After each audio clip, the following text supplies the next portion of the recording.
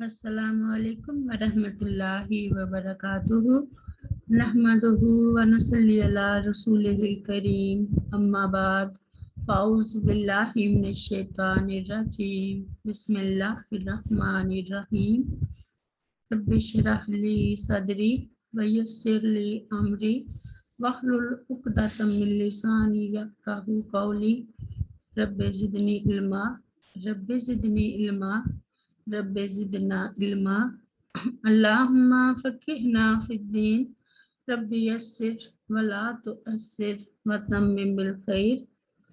आज हम सूरत अल-माइदा की आयत नंबर 3 से पढ़ेंगे इंशाअल्लाह।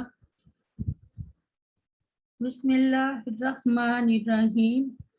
हुर्रिमत हराम किया गया है, अलैकुमुल मैतातु तुम पर मुर्दा जानवर, वद्दामु और खून, वलहमुल खिंजीरी और सुअर का गोश्त, वमा उहिल्ला और वो जानवर के नाम पुकारा जाए, लिगैरिल्लाहि गैर अल्लाह का, बिही इस पर, वल मुनखानिकातु और गला घुटने से मरने वाला जानवर, वल मौकूज़ातु और चोट लगने से मरने वाला जानवर, वल मुतरद्दियातु और गिर कर मरने वाला जानवर, वन्नातिहातु और जो किसी के सींग से मर जाए, वमा अकलस्सुबुउ और जिसको खा जाए दरिंदे, इल्लामा मगर जिसको ज़क्कई तुम ज़िबा कर लो, वमा ज़ुबिहा और वो भी हराम है जो ज़ुबिहा ज़िबा किया जाए, अलन नोसोबे थानों या आस्तानों पर, व अन तक़सिमु और ये भी हराम है कि तक़सिमु तुम किस्मत मालूम करो, बिल अज़लाम फाल के तीरों के साथ, ज़ालिकुम ये सब फिस्कुन फिस्क है, गुनाह के काम हैं, अल-यौमा या ईसा आज ना उम्मीद हो गए, अल्लाज़ीना वो लोग जिन्होंने कफ़ारू कुफ्र किया,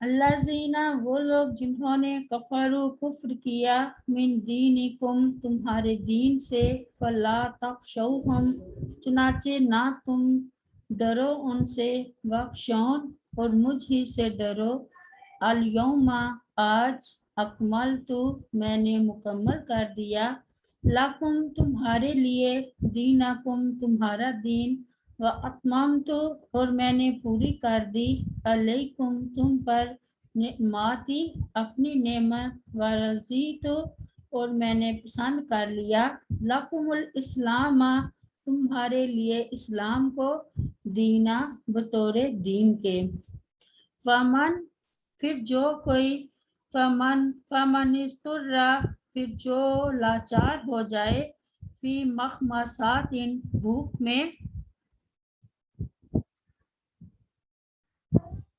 गैरा मुतजानिफिन जबकि ना माइल होने वाला हो, ले इसमिन गुनाह पर, फ़इन्नल्लाह तो बेशक अल्लाह ताला गफूरुर रहीम बहुत बख्शने वाला नहायत रहम करने वाला है।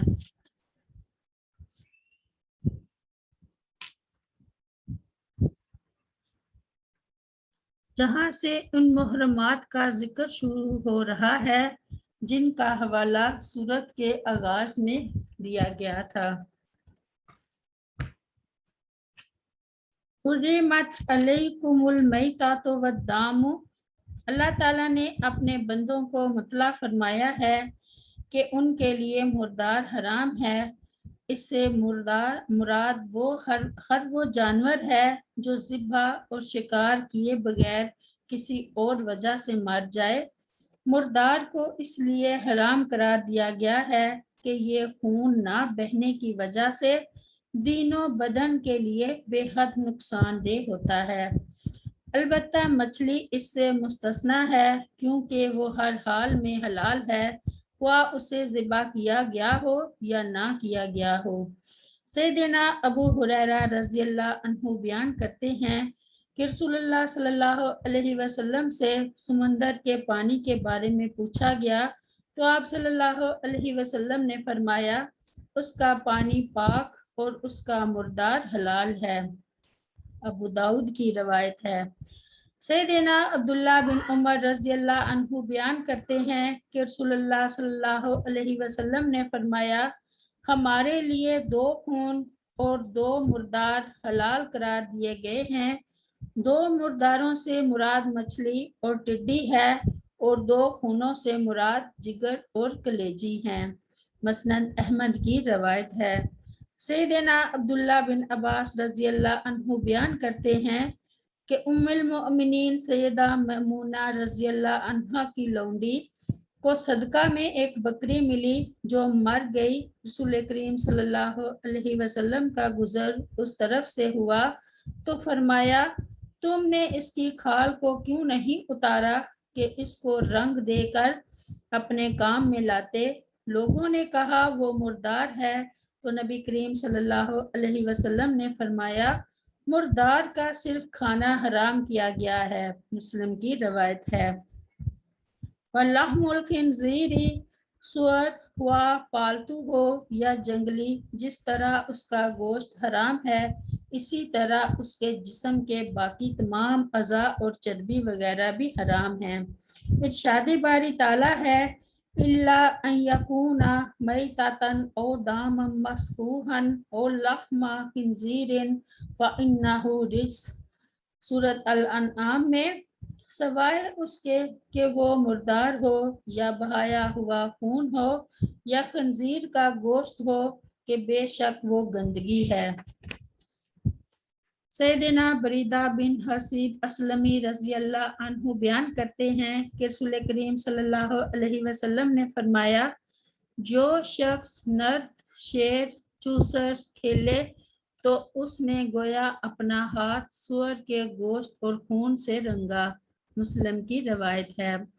सैयदना जाबिर बिन अब्दुल्ला रज़ी अल्लाह अन्हु बयान करते हैं कि रसूलुल्लाह सल्लल्लाहु अलैहि वसल्लम ने फरमाया, अल्लाह ताला और उसके रसूल ने शराब, मुर्दार, खंजीर और बुतों की खरीदो फरोख्त को हराम करार दिया है। अर्ज की गई, अल्लाह के रसूल सल्लल्लाहु अलैहि वसल्लम, मुर्दार की चर्बी के बारे में क्या हुक्म है। इससे कश्तियों को रोगन किया जाता है, चमड़ों को तेल लगाया जाता है और लोग उसे चिरागों में जलाते हैं। तो नबी करीम सल्लल्लाहु अलैहि वसल्लम ने फरमाया, ये हराम है। बुखारी की रवायत है। इसी झैल में खुश्की के जानवरों में से हर कुचली वाला दरिंदा और पंजे से शिकार करने वाला परिंदा भी आता है, जैसे कि सैयदना अबू सुअलबा रज़ी अल्लाह अन्हु बयान करते हैं कि रसूल करीम सल्लल्लाहु अलैहि वसल्लम ने हर कुचली वाले दरिंदे को खाने से मना फरमा दिया है। बुखारी की रवायत है। सैयदना अब्दुल्ला बिन अब्बास रज़ी अल्लाह अन्हु बयान करते हैं कि रसूलुल्लाह सल्लल्लाहु अलैहि वसल्लम ने हर कुचली वाले दरिंदे और हर पंजे में पकड़ कर खाने वाले परिंदे के खाने से मना फरमाया है। मुस्लिम की रवायत है। वल मुनखानिकातु वल मखूजातु, अल मुनखानिकातु से मुराद वो जानवर है जो गला घुट कर मर जाए, खवा कसद व इरादे से या इत्तफाक से हो। वल मखूजातु से मुराद वो जानवर है जिसे किसी भारी और गैर धार वाली चीज से मारा जाए जिससे उसकी मौत वाक़े हो जाए। ज़माना जहलियत के लोग जानवरों को लाठियों से मारते थे और जब वो मर जाते तो फिर उन्हें खा लेते थे। सैयदना अदी बिन हातिम रज़ी अल्लाह अन्हु बयान करते हैं कि मैंने अर्ज की, अल्लाह के रसूल सल्लल्लाहु अलैहि वसल्लम, मैं शिकार पर एक ऐसी लाठी फेंकता हूँ जिसके आगे छुरी लगी होती है और वो शिकार को लग जाती है। आप सल्लल्लाहु अलैहि वसल्लम ने फरमाया, اگر تم چھری لگی لاٹھی پھینکو اور وہ جانور کو پھاڑ دے تو اسے کھا لو، اور اگر وہ اسے عرض کے بل لگے تو وہ وکیس موقوس یعنی چوٹ لگ کر مرا ہے، لہٰذا اسے نہ کھاؤ۔ بخاری کی روایت ہے۔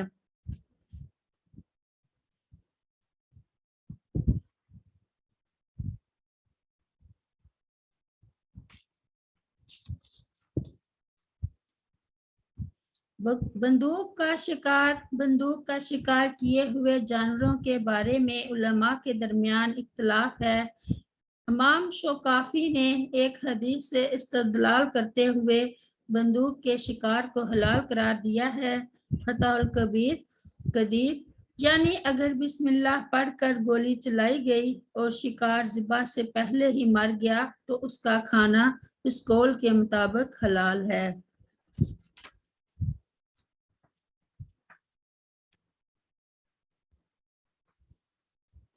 الا ما ذکیتم، اس سے مراد وہ جانور ہے جو مر رہا ہو مگر ابھی اس میں زندگی موجود ہے تو وہ ذبح کرنے کے بعد حلال ہے۔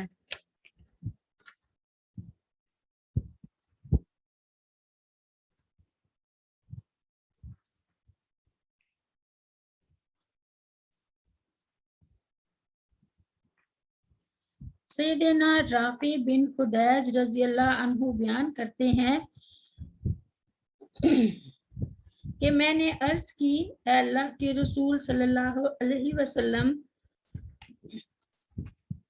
کل دشمن سے ہماری مدبھیڑ ہوگی اور ہمارے پاس چھری موجود نہیں ہے تو کیا ہم سرکنڈے سے ذبح کر سکتے ہیں؟ آپ صلی اللہ علیہ وسلم نے فرمایا، جو چیز بھی خون بہا دے اور اس پر اللہ تعالیٰ کا نام لیا جائے تو اسے کھا لو، لیکن اسے دانت اور ناخن سے ذبح نہ کرو، اور ابھی میں اس کی وجہ بیان کرتا ہوں، اور وہ یہ ہے کہ دانت ہڈی ہے اور ناخن حبشیوں کی چھری ہے۔ وما ذبح علی النصب، اللہ تعالیٰ نے مومنوں کے لیے ایسے ذبیحوں کے کھانے کو حرام قرار دیا جو تھان پر ذبح کیے جائیں، خواہ بتوں کے لیے ذبح کرتے ہوئے ان پر اللہ تعالیٰ کا نام بھی کیوں نہ لیا گیا ہو، کیونکہ بتوں کے لیے ذبح کرنا شرک ہے۔ سیدنا ثابت بن ضحاک رضی اللہ عنہ بیان کرتے ہیں کہ رسول کریم صلی اللہ علیہ وسلم کے زمانہ میں ایک شخص نے نظر مانی کہ وہ بوانا کے مقام پر ایک اونٹ کو نحر کرے گا۔ جب نظر پوری کرنے کا وقت آیا تو وہ شخص نبی کریم صلی اللہ علیہ وسلم کے پاس آیا۔ اس نے کہا، میں نے بوانا کے مقام پر ایک اونٹ نحر کرنے کی نظر مانی تھی، سو کیا اب نظر کو پورا کر دوں؟ رسول کریم صلی اللہ علیہ وسلم نے حاضرین سے دریافت فرمایا، کیا وہاں ایام جاہلیت کے بتوں میں سے کسی بت کی پوجا ہوتی تھی؟ لوگوں نے کہا نہیں۔ تو آپ صلی اللہ علیہ وسلم نے پوچھا، کیا وہاں مشرکین کی عیدوں میں سے کوئی عید تھی؟ لوگوں نے کہا نہیں۔ آپ صلی اللہ علیہ وسلم نے اس شخص سے فرمایا، اپنی نظر پوری کرو، البتہ اللہ تعالیٰ کی نافرمانی میں نظر کا پورا کرنا جائز نہیں، اور نہ اس چیز میں نظر پوری کرنا جائز ہے جو ابن آدم کی ملکیت میں نہ ہو۔ وَأَن تَسْتَقْسِمُوا بِالْأَزْلَامِ، کفار مکہ کا یہ قاعدہ تھا کہ جب وہ کسی کام کے کرنے کا ارادہ کرتے تو تیروں کے ذریعے معلوم کرتے کہ وہ کام ان کے لیے مناسب ہے یا نہیں، اس کام کا نتیجہ ان کے لیے مفید ہوگا یا مضر۔ اگر تیر کے ذریعے انہیں معلوم ہوتا کہ وہ کام مضر ہوگا تو اسے نہ کرتے۔ یہ بھی گویا کہانت اور استمداد بغیر اللہ کی شکل ہے، اس لیے اسے بھی حرام قرار دیا گیا ہے۔ ارشاد باری تعالیٰ ہے، یا ایھا الذین آمنوا انما الخمر والمیسر والانصاب والازلام رجس من عمل الشیطان فاجتنبوہ لعلکم تفلحون۔ اے لوگو جو ایمان لائے ہو، بات یہی ہے کہ شراب اور جوا اور شرک کے لیے نصب کردہ چیزیں اور فال کے لیے تیر سراسر گندے ہیں، شیطان کے کام سے ہیں، سو اس سے بچو تاکہ تم فلاح پاؤ۔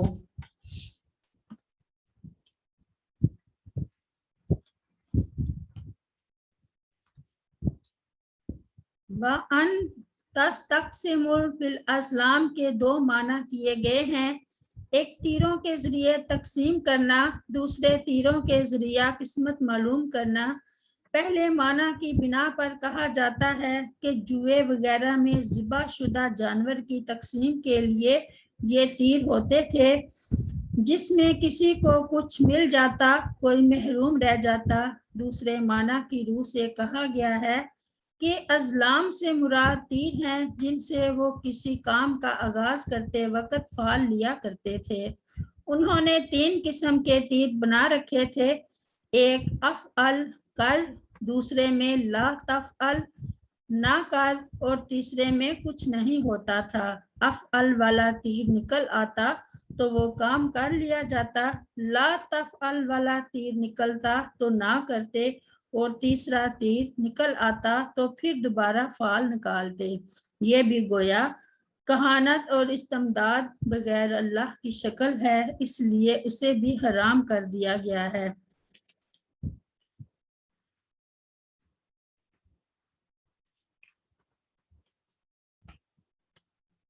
سیدنا سراقہ بن مالک بن جشم رضی اللہ عنہ بیان کرتے ہیں کہ جب رسول کریم صلی اللہ علیہ وسلم ہجرت کے لیے مکہ معظمہ سے روانہ ہوئے تو کفار قریش کے چند قاصد ان کے پاس آئے۔ انہوں نے پیشکش کی کہ رسول کریم صلی اللہ علیہ وسلم اور ابوبکر رضی اللہ عنہ کو اگر کوئی شخص قتل کر دے یا قید کر کے لائے تو اسے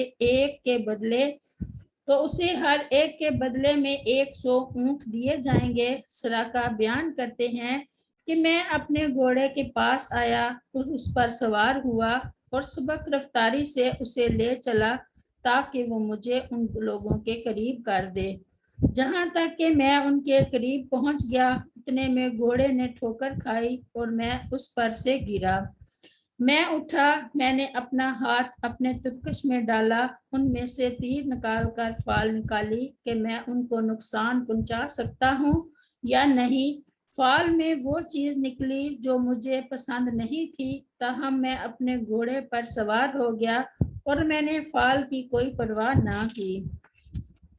گھوڑا مجھے لے کر رسول کریم صلی اللہ علیہ وسلم کے اتنا قریب لے گیا کہ مجھے آپ صلی اللہ علیہ وسلم کی قرأت کی آواز سنائی دینے لگی۔ رسول اللہ صلی اللہ علیہ وسلم میری طرف کوئی توجہ نہیں کر رہے تھے، لیکن ابوبکر رضی اللہ عنہ بار بار مڑ کر مجھے دیکھتے تھے۔ اتنے میں میرے گھوڑے کی ٹانگیں گھٹنوں تک زمین میں دھنس گئی، میں اس پر سے گر پڑا، پھر میں نے گھوڑے کو ڈانٹا تو بڑی مشکل سے اس کی ٹانگیں باہر نکلی۔ جب وہ سیدھا کھڑا ہو گیا تو اس کی وجہ سے بہت سا غبار دھوئیں کی مثل آسمان کی طرف بلند ہو گیا۔ میں نے پھر تیروں کے ذریعے فال نکالی اور مجھے پھر وہی پھر نکلا جو مجھے پسند نہیں تھا، چنانچہ میں نے پھر ان کو امان کے لیے پکارا۔ بخاری کی روایت ہے۔ سیدنا عبداللہ بن عباس رضی اللہ عنہ بیان کرتے ہیں جب نبی کریم صلی اللہ علیہ وسلم نے کعبہ میں تصویروں کو دیکھا تو آپ صلی اللہ علیہ وسلم اندر داخل نہیں ہوئے جہاں تک کہ آپ صلی اللہ علیہ وسلم کے حکم سے وہ تمام تصویریں مٹا دی گئیں، اور جب آپ صلی اللہ علیہ وسلم نے ابراہیم علیہ السلام اور اسماعیل علیہ السلام کی تصویروں کو دیکھا کہ ان کے ہاتھوں میں تیر تھے تو آپ صلی اللہ علیہ وسلم نے فرمایا، اللہ کی قسم ان دونوں نے کبھی تیروں سے فال نہیں نکالی۔ بخاری کی روایت ہے۔